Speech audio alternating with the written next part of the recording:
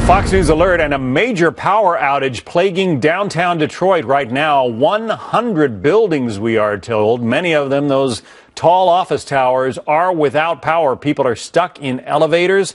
Police are reportedly radioing that they are afraid of running out of gas in their patrol cars because the pumps are not working. This is described as most of the municipal grid is down, whether that means municipal buildings only or the municipality of downtown Detroit. It's not quite clear.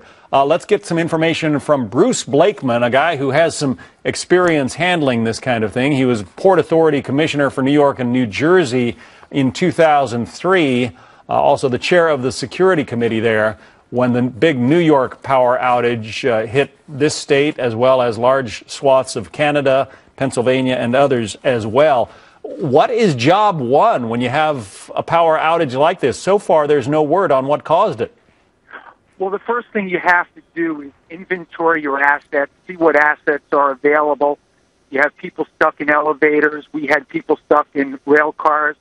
We had 3 major airports that we had to keep open, and we had to make sure that people that were stuck there had the necessities they needed. When you have a situation where basically there's no power. So you inventory your assets, you apply your assets in various areas.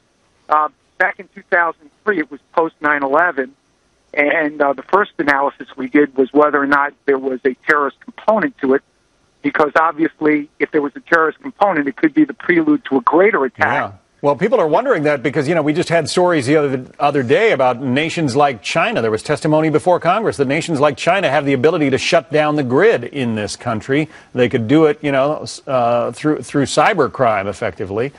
Again, nobody is saying what the cause is here. Nobody seems to know right now.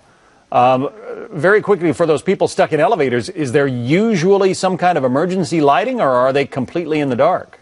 Well, there's usually some type of emergency lighting, but there's not necessarily emergency power or the movement of the elevators. It depends on the building. Yeah. Some buildings have backup generators, but when the grid goes out, basically you're back in the Middle Ages as far as your loss of electricity. It's a very, very, very big problem. What a mess. Bruce, thanks for sharing your insights. We're continuing to follow this story. Back in just a moment.